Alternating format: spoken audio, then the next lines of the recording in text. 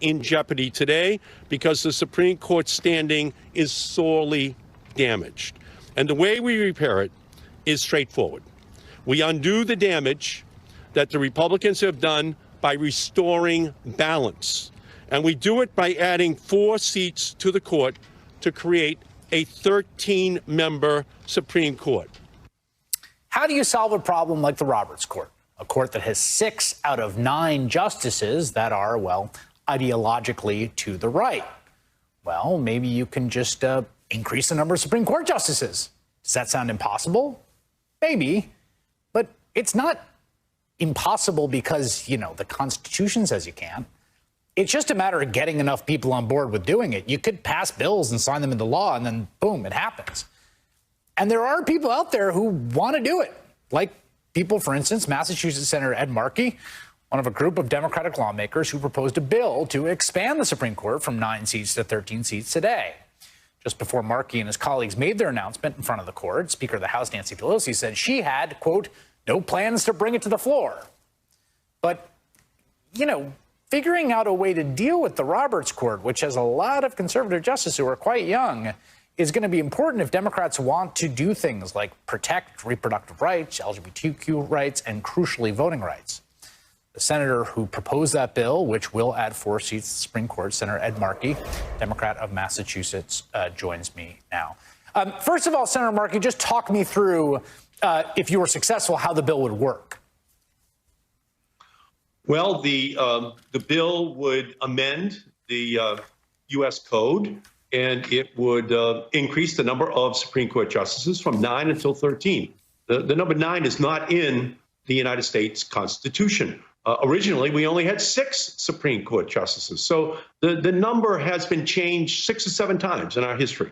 And it just requires an alteration of the U.S. Code, and it would be done by Congress. And so we want to begin this debate because of the historically unprecedented actions which the Republicans have taken over the last 5 years to steal 2 Supreme Court seats. You know, the historic precedent here that people, I think, are called to mind is, of course, FDR and the New Deal. He was pushing this new progressive legislation in a time of national crisis. He inherited a very conservative court. It kept striking it down and striking it down and striking it down. But, you know, that is also, I think, understood in history as like this iconic example of overreach. Like, what do you say to people who say this is a kind of maximalism that's dangerous and crazy and wild-eyed? Well, I would say that the Republicans just engaged in crazy, wild overreach. When Justice Scalia passed away, the Republicans decided they were going to keep the vacancy for 14 months and not allow Barack Obama to have a replacement who would be confirmed. That would be Merrick Garland. 14 months of vacancy. It was 4-4, only 8 Supreme Court justices for those 14 months. And then after saying it was a sacrosanct tradition that there were no confirmations during an election year, in 2020, when the late, great Justice Ginsburg passed away, a week before the election, the Republicans confirmed Amy Coney Barrett. And so they stole 2 seats, flat out. It was outrageous. And it's led to a 6-3 court, which unfortunately will be in a position on civil rights, on women's right to choose, on environmental issues, on voting rights issues, to now overturn settled law in our country that has been on the books to protect ordinary Americans for generations. How would you classify the level of support for this legislation among just the Democratic caucus? Because I'm not sure right now it's even a 50% proposition among Democrats. Well, all issues go through 3 phases: political education, political activation, political implementation. So I think everyone will stipulate that what the Republicans did was historically egregious in stealing the 2 seats. And I think what's going to become more and more apparent as each week, as each month goes by, as each decision is made by the Supreme Court in changing fundamental bedrock principles that have been established for generations, there's going to be a building crescendo that demands that there be a fundamental change at the Supreme Court. Otherwise, the Republicans will have their all-time wish list fulfilled, that they are able, through the Supreme Court, bringing up cases through the district courts, which they packed over the last 4 years, to overturn progressive laws, progressive legislation that has been on the books protecting Americans for generations. Do you think there's a sort of politically strategic pause by the Roberts Court right now not to do that while this issue is hot? I don't know that, but I do know that democracy is on trial. What happened over those 5 years, from the year before Trump was actually sworn in to the day he left, is a fundamental assault upon the integrity of the Supreme Court. The Supreme Court is fundamentally broken, and ultimately, I think we can anticipate decisions that emanate from this Supreme Court that are absolutely going to create a public cry for a change in the numbers of the Supreme Court, so that they cannot continue their undermining, their destruction of historic progressive laws that have been put on the books.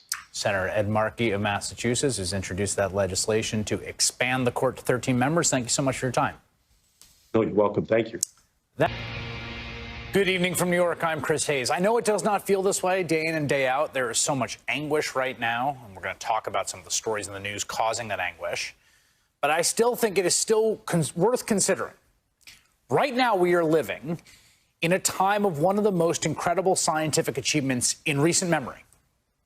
Right? It's been an unbelievably dark year, one of the worst in American history. We are not out of the woods with coronavirus yet. In fact, there's a terrible surge happening right now in the state of Michigan, hitting near record high hospitalizations and cases. And we're going to talk to the governor about what is going on there in just a moment. But again, first, let's just take a step back. Think about what is happening on the vaccination front. All the focus over the last couple of days has been on the temporary suspension of the Johnson & Johnson vaccine. That after 6 women who received the vaccine developed a rare blood clotting disorder. The FDA and the CDC recommended pausing distribution while they assess the situation. Now, it's important to keep in mind this is an extremely tiny number of known cases. Also, in terms of the overall picture of American vaccination, Johnson & Johnson was providing a small amount to the American vaccine supply. The vast majority of our supply right now is coming from the vaccines from Moderna and Pfizer. Those 2 vaccines were developed in less than a year with a technology that has never been used before and are now being deployed at unimaginable scale. We are averaging well over 3 million vaccines a day, more than 3.5 million reported today. And the vaccines, the data that we have on these vaccines is incredible. I mean, the CDC reported today, this isn't clinical data, this is like the data from the world, right? That just 0.008% of the at least 66 million fully vaccinated people in the U.S. have caught COVID, as far as we know. And of that tiny infinitesimal pool, only 7% of those so-called breakthrough cases have been severe enough to require hospitalization. These vaccines are mind-blowingly effective. In Israel, where more than half of the population is now fully vaccinated, new cases have just fallen off a cliff. I mean, look at that chart. That's what you want to see. It really looks like they have broken the back of this thing. Cases are also starting to drop in New York City, where more than 1/3 of residents have received at least 1 dose, and many people likely already have antibodies because this city and area got hit so very hard in the first wave. So these vaccines, they are a gift of science and human struggle and inquiry that have been given to us to finally provide a definitive way out of this thing. But they are being polarized along political lines by devious, insidious, or maybe just inattentive actors on the right. There's Donald Trump and Florida Governor Ron DeSantis, who wouldn't even take the simple step of just getting vaccinated in public to encourage others to do the same. In fact, when a MAGA figure like Ivanka Trump does get publicly vaccinated, which, by the way, good for her. Thank you for doing that. They are met with vitriol. Responses like, nope, I never will. Hell no. Why would you post this? I have an immune system for a reason. And now we are getting data to back that sentiment up. That's not just Instagram trolls. New polling from Monmouth finds that 43% of Republicans want to avoid the vaccine altogether, compared to just 5% of Democrats. This map showing the percentage of vaccine supply used in each state paints a stark picture, too. The lightest shade of green here represents the lowest percentages. That's the most amount of vaccines sitting around going unused. And you can see a big grouping right there. The solid red deep south, Arkansas, Louisiana, Mississippi, Alabama, Georgia. So here we are, okay, after this unimaginably awful year, this incredible thing that science produced, giving us a way out. We just have to take it. And the other thing is our government is actually doing a good job for the first time in this pandemic. The last obstacle is this nihilistic, psychotic political movement on the American right, telling Americans their freedom is being violated by measures intended to save their lives. What measure, what standard, what objective outcome do we have to reach before Americans get their liberty and freedoms back? You know, you're indicating liberty and freedom. I look at it as a public health measure to prevent people from dying and going to the hospital. You don't think Americans' liberties have been threatened the last year, Dr. Fauci? They've been assaulted. Okay, you think the freedom's been assaulted. Well, there's a way out of this, right? Let's vaccinate our way out of it. Now, there's one place where this dangerous propaganda has come from more than any other, maybe aside from Donald Trump, throughout the pandemic, right? I mean, I'm just talking all the way from the beginning, and that's Fox News. I mean, when you take a step back, from the beginning, they have tried every single way of undermining the response to coronavirus. Even before the vaccine came along, they spread lies and railed against every possible solution. We had all the public health measures that were at our disposal to try to save lives. I'm not afraid of the coronavirus, and no one else should be that afraid either. One thing we've learned is even when there's an infected person amongst thousands and thousands, in our case, over 10,000 people, it is very, very difficult to contract this virus. I feel like the more I learn about this, the less there is to worry about. I was about to say the same thing. It's a virus like the flu. It's actually the safest time to fly. Everyone I know that's flying right now, terminals are pretty much dead. By having total population isolation, we are preventing natural immunity from developing. Now, these endless one-size-fits-all lockdown orders, like the governor of Michigan, they need to end now, right now.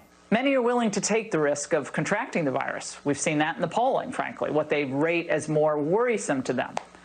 And they would risk this in order to preserve their way of life. Mr. Vice President, I'm holding up a letter, and I'm going to read from it in a second, from a doctor in the New York area. And he has a regimen, hydroxychloroquine. I would use it for me, and I'm only speaking for me.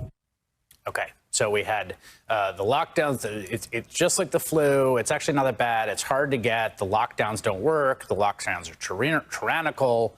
Hydroxychloroquine, the malaria drug, remember that? You should take that. Now, here's the thing. A lot of the animus on that network directed at the public health measures, like, shelter-in-place orders, closing down businesses, social distancing, those did have a lot of really brutal costs. I mean, right? We all experienced them, sitting in our homes, not sending our kids to school. I mean, some level of frustration with that made sense. But here's the thing. We've now got a way out of that, okay? We can vaccinate our way out of the pandemic and not have to deal with those things. But now that we're at that point, Fox News, especially Tucker Carlson, is now trying to undermine the vaccines. How effective is this coronavirus vaccine? How necessary is it to take the vaccine? Don't dismiss those questions from anti-vaxxers. It is possible, in fact, that this vaccine is more dangerous than they're indicating it is. Why are Joe Biden and Kamala Harris still wearing their silly little obedience masks everywhere they go? They've been vaccinated, so is everyone around them. So why the masks? Why the restrictions? What exactly is going on here?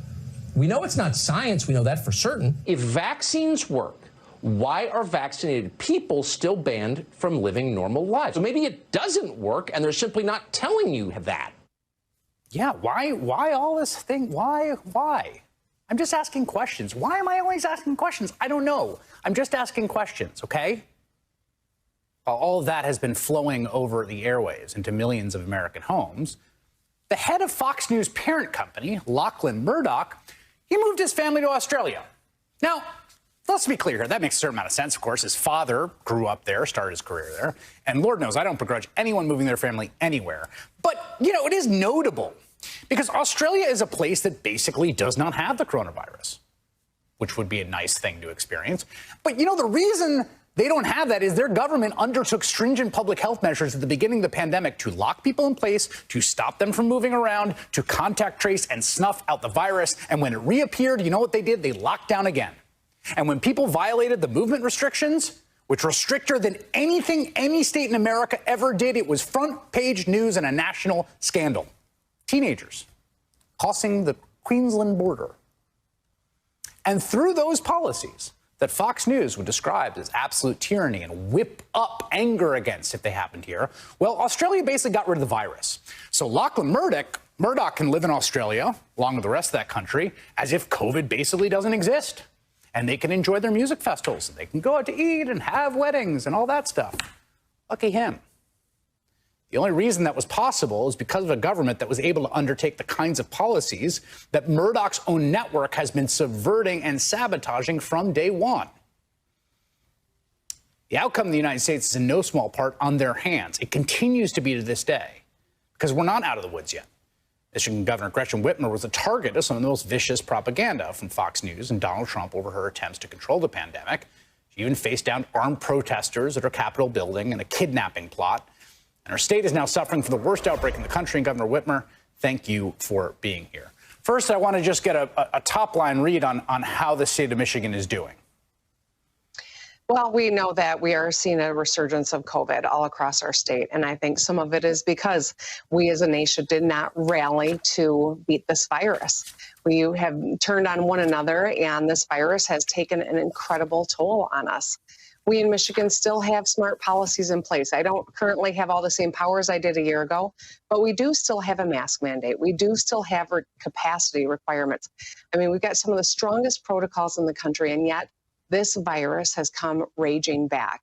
We, for a long time, kept spread amongst the lowest across the country, which means now that we have variants here, we've got a lot of people that didn't catch the virus, which is a good thing. But now they are vulnerable, and that's why we're really pushing to try to get people vaccinated, to use monoclonal antibodies for people that are diagnosed with COVID, and pulling out all the stops to try to get our population safe. But it's on all of us to do our part at this juncture. If someone reads the news and they follow this story and they think, why Michigan?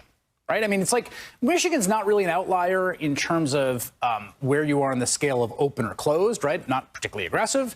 It's not a real outlier in terms of if you look at like mobility data from Google Maps and things like that. It's not like people are going around socializing more. What's the answer to that question in your mind? Oh, I think we may have lost the governor who froze there.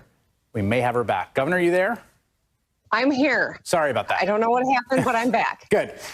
The answer to the question of why Michigan, what's your understanding of that from the public health experts in your state? So, we've been consulting with amongst ourselves as well as with national experts. And it truly is, for the longest time, we had under 3% COVID positivity in Michigan. We were the envy of much of the country. Yeah. Unfortunately, now that people are exhausted and they're moving more, and we have variants on the scene, that means we've got reservoirs of people that don't have antibodies. And the variants are really prevalent here in Michigan. It's the dominant form of COVID, or soon will be, and they're just so much easier to catch. And that's why we're putting so much of our effort into getting people vaccinated, asking everyone across our state to continue taking this seriously, double down on the protocols, follow the rules, and stay safe. And it's just a really tough time, but all of these things kind of converged to create this situation where we've got a lot of COVID and it's spreading fast. Do you have excess capacity you could put online in terms of vaccination, or are you vaccinating basically as much and as fast as you can? Yeah, we're really proud of our vaccination efforts. So we did 1 million shots in under 2 weeks. We're now going to beat that in this last 9 days. We will have hit another 1 million. So we're moving fast. Over about 30% of our public has been fully vaccinated. So we've made great strides, about 5.7 million shots in arms. We just need to continue moving forward on that front and trying to get people to continue taking this seriously and following the protocols. Boris Johnson, the UK, of course, who has not been a huge fan of restrictive public health measures and also is in a country that has been vaccinating quite aggressively, had, I think, born of the same variant, the 11117, an outbreak in the UK, and they basically ordered a kind of shut down for 2 weeks. He's now credited that with breaking the back of the epidemic. Do you have the political ability to do that in your state after all that you've been through? Well, I was sued by the Republican legislature here in Michigan, and I lost in the Supreme Court. It was a Republican-dominated Supreme Court, and I lost some of those executive powers. We do retain some powers, but we are so incredibly divided after, I think, the politics of the last 14 months.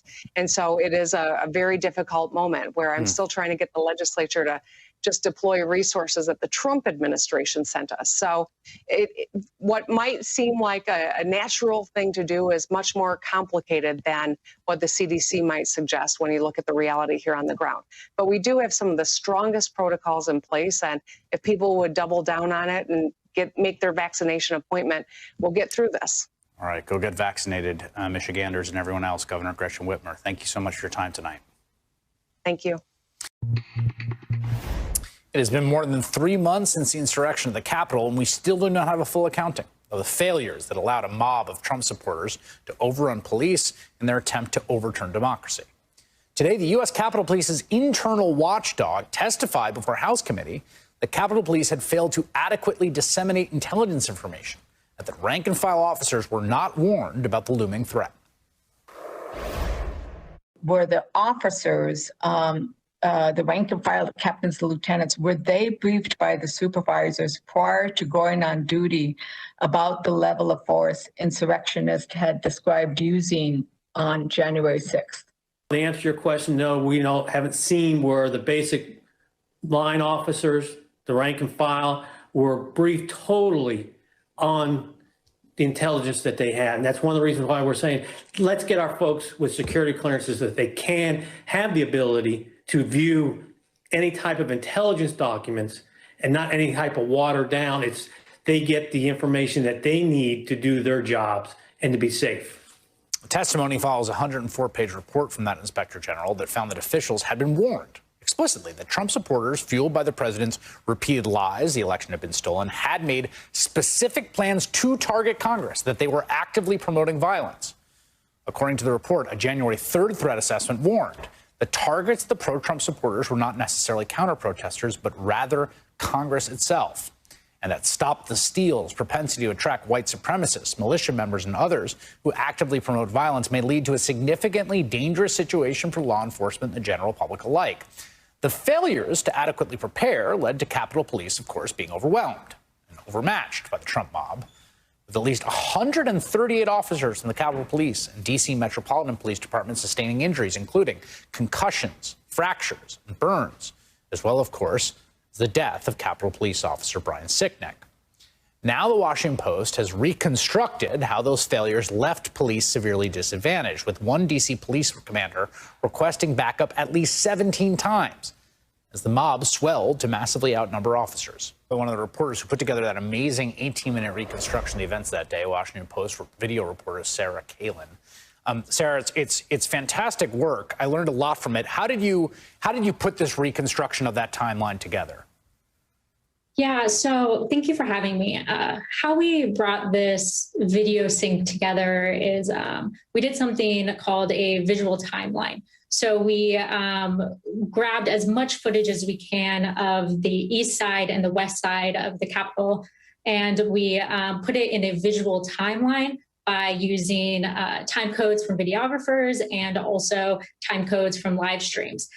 We were able to bring that all together, and then we were able to take the communications, the radio communications from the Washington's Metropolitan Police Department and pair it together with the visual timeline. So we were able to see what was happening and also hear like MPD Commander Robert Glover requesting 17 times backup in 78 minutes. Yeah, that part of it was what I found really illuminating about this. Obviously, we've gone through a lot of footage on the program, and I've been, through this a lot.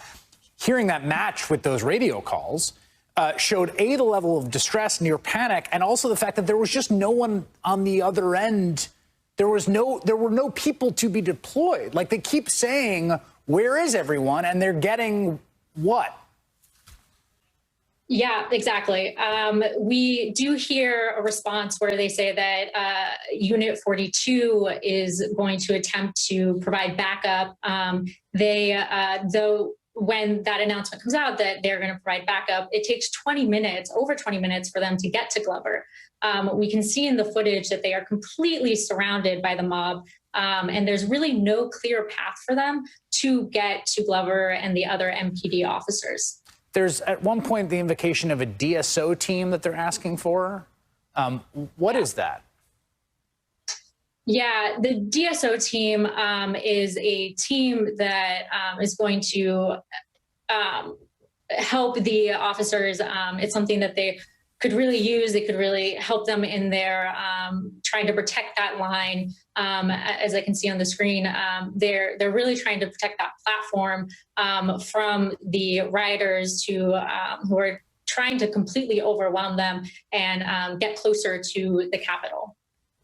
Do we have a clearer picture? So the line here that when you put all this together, right, you see that they're overwhelmed, that there's not really a lot of extra resources to even be called in. And when you look at the IG report, you match the sort of failures of intelligence. Like, do we have a definitive account yet of why there was no backup, basically, which is, I think, the big question of that day? Yeah, I think our reconstruction just continues to raise those questions of why does an officer have to request backup 17 times in 78 minutes? Why did they not have enough munitions? Why did they not have the protective equipment? Why were communications completely breaking down? Because we can hear it in the radio that no one's responding, that it's just a complete chaos, and they are requesting backup, and it's just not coming. Sarah Kalin, who worked on that great piece of video reporting for the Washington Post, thanks for being with me tonight. Thank you for having me. Still ahead, we will report live from Chicago.